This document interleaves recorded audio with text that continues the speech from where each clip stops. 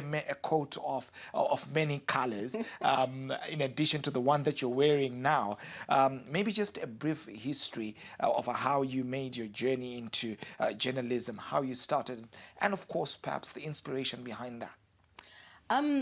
I think basically I've always been a very sporty person. From the time I was very young, my mom was a big Caps United supporter. So she used to take me to Caps United matches from the time from when I could remember. So I grew up just loving sport. In school, in primary school, I played softball, I played netball, I played tennis, I was in the swimming team. And then in high school, same thing, tennis. And then after, I started playing cricket. But in between, before that, I always had a passion for journalism. So even growing up, I wanted to be a journalist. And I tried out at the other station. I tried out to be, I was an intern there for a while.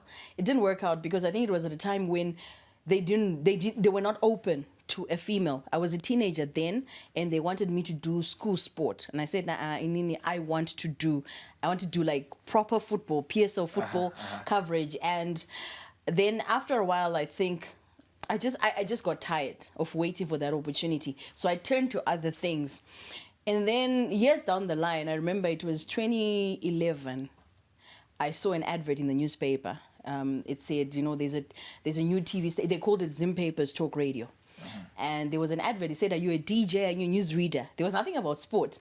But I said, I'm going to audition for sports. And I got there. I remember getting there at Alex Sports Club, and it was packed. Wow. It was packed. And the first person who made me believe was Tish Mataz, because as I went to do the first stage of my audition, as soon as I was done, he was like properly impressed. And he said some compliments to me. And then the rest is history, obviously, because I then ended up joining Star FM as a sportscaster. That was my first time. And I hadn't trained. I didn't go to media school or anything. I just had a passion for sport. And then later on, obviously, as you now work in the industry, you realize now I need to get, proper, get into understanding really journalism. So I then went on to do my degree, but I was already on the job. So that's how I got into journalism. But sport has always been part of my journey. I've always loved sport. I've always been a sporty person.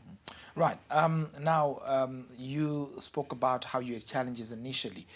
Some experts, based on numbers, contend that there seems to have been an increase in the number of female sport reporters over the years. Is that the case? And if so, why? What has changed?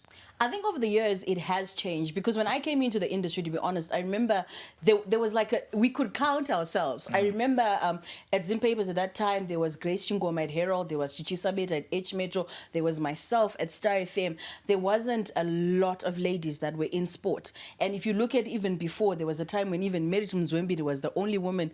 I remember when I used to see her on TV and aspiring, she was the only woman who was doing sport. Anam Goni as well. And lately, I've seen there are a lot of girls that are coming into sport. There are a lot of youngsters that are coming into sport. I think it's also got to do with, when you see somebody who reflects you.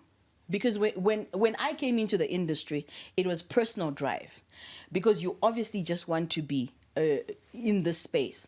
But there were not a lot of examples of women like me in the space that I wanted, especially on radio. I'd never heard a woman on radio talking about sport. So I think the more that there are more figures within the space, it makes the young girls that are coming up be able to say, this is a beat I can choose. Because when you're in college, you're trying to figure out, what do I take? And when you don't see examples, you probably choose other beats and not sport. So I think it's also got to do with, we have to credit the women in the industry that have opened the doors for the rest of the ladies that are coming. And even the ladies that are coming now will open doors for other girls that are coming.